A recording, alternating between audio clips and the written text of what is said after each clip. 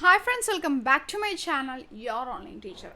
ഇനി എക്സാം എഴുതാൻ പോകുന്ന +1 ഇംപ്രൂവ്മെൻ്റ് ആയിക്കോട്ടെ, +2 ആയിക്കോട്ടെ, +1 എക്സാം ആയിക്കോട്ടെ, ഇതൊക്കെ എഴുതാൻ വേണ്ടിയിട്ട് പോകുന്ന എല്ലാവർക്കും ഒരേപോലെ ഉപകാരപ്രദമായിട്ടുള്ള ഒരു വീഡിയോ ആണ് ചെയ്യുന്നത്.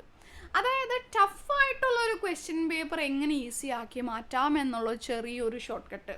അപ്പം നമ്മളിപ്പോൾ കഴിഞ്ഞു പോയ +2 ബിസിനസ് സ്റ്റഡീസിൻ്റെ ക്വസ്റ്റ്യൻ പേപ്പർ നമ്മൾ അനലൈസ് ചെയ്യുകയാണെന്നുണ്ടെങ്കിൽ നമുക്കത് ടഫായിരുന്നു അല്ലേ? ടഫായിരുന്നു. അത് എല്ലാ ക്വസ്റ്റ്യനും ടഫായിരുന്നോ? എല്ലാ ക്വസ്റ്റ്യനും ടഫായിരുന്നില്ല, ചില ചോദ്യങ്ങൾ മാത്രം. പക്ഷെ നമുക്ക് എന്ത് പറ്റി? നമ്മൾ ആ ക്വസ്റ്റ്യൻ പേപ്പർ എടുത്ത് ഇങ്ങനെ ഓരോ ക്വസ്റ്റ്യൻസ് വായിച്ചു വന്നതോടുകൂടി ക്വസ്റ്റ്യൻ പേപ്പർ ഭയങ്കര ടഫാണ് എന്നുള്ള രീതിയിലേക്ക് നമ്മുടെ തോട്ട് വന്നു അല്ലേ? അതാണ് അവിടെ സംഭവിച്ചത്. അപ്പോൾ എങ്ങനെ നമുക്ക് അങ്ങനെയുള്ളൊരു ക്വസ്റ്റ്യൻ പേപ്പർ ഈസി ആക്കി മാറ്റാം എന്നുള്ളതാണ് നോക്കാൻ വേണ്ടിയിട്ട് പോകുന്നത്. ഇംഗ്ലീഷിൻ്റെ എക്സാം എഴുതുന്ന സമയത്ത് നിങ്ങളോട് ഇങ്ങനെ ചെയ്യണമെന്ന് പറഞ്ഞിട്ടുണ്ടായിരുന്നു. അത് അങ്ങനെ ചെയ്ത് എഫക്റ്റീവായിട്ടുള്ള ഒരുപാട് പേരുണ്ടായിരുന്നു.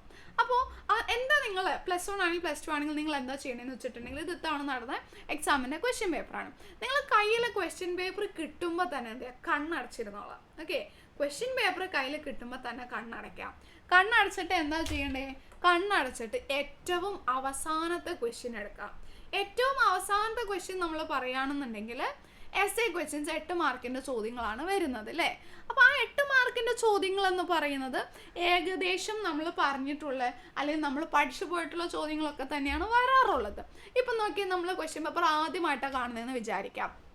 അപ്പോൾ 8 മാർക്കിൻ്റെ ചോദ്യം, എംപ്ലോയീസിൻ്റെ സെലക്ഷൻ്റെ പ്രൊസീജിയർ. ഓക്കെ, ഞാൻ പഠിച്ചിട്ടുണ്ട്. സെലക്ഷൻ്റെ പ്രൊസീജിയർ ഞാൻ പഠിച്ചിട്ടുണ്ട് അല്ലേ?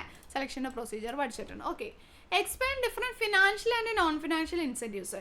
ഫിനാൻഷ്യൽ നോൺ ഫിനാൻഷ്യൽ ഇൻസെൻറ്റീവ് പഠിച്ചിട്ടുണ്ട്, പക്ഷെ 8 മാർക്കിലേക്കല്ല, 5-6 മാർക്ക് ആ ലെവലിലേക്ക് പഠിച്ചിട്ടുള്ളൂ. അപ്പോൾ തന്നെ അവിടെ ഒരു കൺഫ്യൂഷൻ വന്നു. ഇത് കുഴപ്പമില്ല, അടുത്ത ചോദ്യം നോക്കാം. മാർക്കറ്റിങ്ങിൻ്റെ ഫംഗ്ഷൻസ്. ഇത് രണ്ടും നമ്മൾ പഠിച്ചേക്കുന്നത്. അപ്പോൾ ഞാൻ ഈ രണ്ടെണ്ണം എഴുതാം, കുഴപ്പമില്ല. 16 മാർക്ക് സെറ്റായി. അവിടെ ഒരു കോൺഫിഡൻസ് വന്നു അല്ലേ? ലാസ്റ്റ് എന്ന് തന്നെ നമ്മൾ ആ ക്വസ്റ്റ്യൻസ് കാണുമ്പോൾ ഒരു കോൺഫിഡൻസ് വന്നു. ഇതിന് പകരം നമ്മൾ ക്വസ്റ്റ്യൻ പേപ്പർ ആദ്യം മുതൽ എടുക്കുന്നെങ്കിൽ എന്താ പറ്റുന്നതെന്ന് വെച്ചാലേ, നമ്മുടെ A+ ബാധിക്കുന്ന അല്ലെങ്കിൽ പാസ് മാർക്കിനെ ബാധിക്കുന്ന ചില ടഫ് ക്വസ്റ്റ്യൻസ് ഈ 2 മാർക്കിൻ്റെ സെക്ഷനിലും 3, 4, 5 മാർക്കിൻ്റെ സെക്ഷനിലൊക്കെ ഓരോന്ന് 1, 2 വെച്ചിട്ടാണ് വരാം. ബിസിനസ് സ്റ്റഡീസ് അങ്ങനെയാണ് സംഭവിച്ചത്. അപ്പോൾ നമ്മൾ ആദ്യം മുതൽക്ക് ഇങ്ങനെ ക്വസ്റ്റ്യൻസ് വായിച്ച് പോകുമ്പോൾ 2 മാർക്കിൻ്റെ അറിയാൻ പാടില്ല, 3 മാർക്കിൻ്റെ അറിയാൻ പാടില്ലാത്തതുണ്ട്. പിന്നെ അത് നമ്മുടെ ബ്രെയിൻ ഓട്ടോമാറ്റിക്കലി നമ്മുടെ ബ്രെയിൻ പെട്ടെന്ന് നെഗറ്റീവായിട്ടുള്ള കാര്യങ്ങൾ പെട്ടെന്ന് ഗ്രാസ്പ് ചെയ്യും. അതൊരു സൈക്കോളജിയാണ്. അപ്പോൾ ക്വസ്റ്റ്യൻ പേപ്പർ ഭയങ്കര ടഫ്, എന്നെക്കൊണ്ട് ഇതൊന്നും എഴുതാൻ പറ്റില്ല. അപ്പോൾ തന്നെ എന്താണ്, പഠിച്ച കാര്യങ്ങൾ വരെ മറന്നു പോകും. അപ്പോൾ നമ്മൾ ഇങ്ങനെയാണ് ചെയ്യുന്നതെങ്കിലോ ഇനിയുള്ള എക്സാം ഇങ്ങനെ ചെയ്യാം. 8 മാർക്കിൻ്റെ 2 ക്വസ്റ്റ്യൻ എനിക്കറിയാവുന്നതാണ്, ഞാൻ പഠിച്ചിട്ടുള്ളതാണ്. 16 മാർക്ക് സെറ്റായിട്ടുണ്ട്. ഞാൻ അടുത്ത ഭാഗം എടുക്കുകയാണ്. അടുത്ത ഭാഗം 5 മാർക്കിൻ്റെ ക്വസ്റ്റ്യൻ. 5 മാർക്കിൻ്റെ ക്വസ്റ്റ്യനിൽ ചോദിച്ചിരിക്കുന്നത് decentralisation. Explain Y an organisation would choose to be decentralized. ഡീസെൻട്രലൈസേഷനെ കുറിച്ച് കുറച്ചൊക്കെ അറിയാം, പക്ഷെ എന്തുകൊണ്ട് ഡീസെൻട്രലൈസേഷൻ? അപ്പോൾ അവിടെ ഒരു കൺഫ്യൂഷൻ വന്നിട്ടുണ്ട്. ഏതെങ്കിലും ഒരു 3 ക്വസ്റ്റ്യൻ എഴുതിയാൽ മതിയല്ലോ. അടുത്ത ക്വസ്റ്റ്യൻ നോക്കാം. മാനേജ്മെൻറ്റിൻ്റെ ഫങ്ഷൻസ്. സിമ്പിൾ ആണല്ലോ, നമ്മൾ ഒരുപാട് തവണ പഠിച്ചു പോയിരിക്കുന്നതാ. ഓക്കെ, അപ്പോൾ ഒരെണ്ണം ഇതെഴുതാം. മാച്ച് ഓഫ് ഫോളോയിങ്, അതേപോലെ സിമ്പിളായിട്ടുള്ള മറ്റൊന്ന് പഠിച്ചിട്ടുണ്ട്, ഇതെഴുതാം. ഫാക്ടേഴ്സ് അഫക്റ്റിംഗ് ഡിവിഡൻഡ് ഡിസിഷനെ അഫക്റ്റ് ചെയ്യുന്ന ഫാക്ടേഴ്സ്, ഇതും നമ്മൾ പറഞ്ഞതാണ്. സോ ഈ 3 ചോദ്യം എഴുതാം. 4 ചോദ്യം വന്നതിൽ ഈ 3 ചോദ്യം എനിക്കറിയാം. അപ്പോൾ ഈ 3 ചോദ്യം എഴുതാം അല്ലേ? 28, 29, 30, 31, 4 ചോദ്യം വന്നതിൽ ആ 3 എനിക്ക് എഴുതാൻ പറ്റും. നമ്മൾ പറഞ്ഞ കാര്യങ്ങളൊക്കെ വന്നത്. ഓക്കെ, കുഴപ്പമില്ല.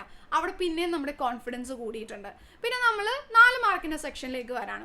4 മാർക്കിൻ്റെ സെക്ഷനിൽ വരുമ്പോൾ ഫങ്ഷണൽ ഫോർമേൻഷിപ്പ് ആ ഒരു ഡയഗ്രത്തോട് കൂടിയിട്ട് ഏതെങ്കിലും 4 എഴുതേണ്ടത്. ഓക്കെ, ഇതെനിക്ക് അറിയാവുന്നതാണ്, നമ്മൾ പറഞ്ഞിട്ടുള്ള, എനിക്ക് കുഴപ്പമില്ല, ഞാൻ എഴുതുന്നുണ്ട്. ദെൻ ബിസിനസ് എൻവയോൺമെൻറ്റ് ഇമ്പോർട്ടൻസും. ബിസിനസ് എൻവയോൺമെൻറ്റ് എന്താണെന്ന് നിങ്ങൾ എന്തായാലും പഠിച്ചിട്ടുണ്ടാവും. ഇമ്പോർട്ടൻസ് ഏതെങ്കിലും അറിയാവുന്ന രീതിയിൽ ഒരു 2 പോയിന്റ്സ് അത് നമ്മുടെ ടെക്സ്റ്റിലുണ്ട്, എഴുതി കഴിഞ്ഞാൽ എന്തായാലും കിട്ടും. കൺട്രോളിങ്ങിൻ്റെ ലിമിറ്റേഷൻസ്, ഇത് ഞാൻ പഠിച്ചേക്കുന്നതാണ്.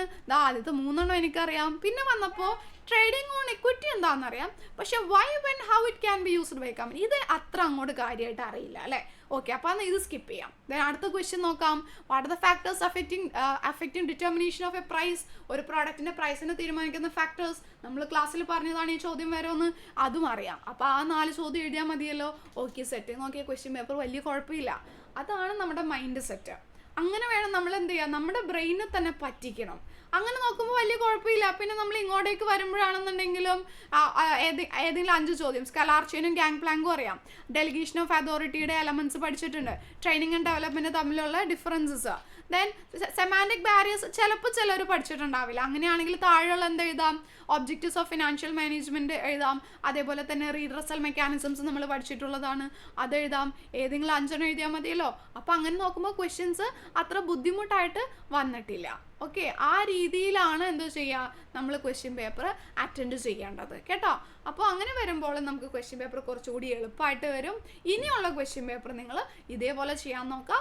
എഫക്റ്റീവ് ആയിരുന്നോ എന്നുള്ളത് എക്സാംസ് കഴിഞ്ഞിട്ട് താഴെ കമൻറ്റ് ചെയ്യുക കേട്ടോ. താങ്ക്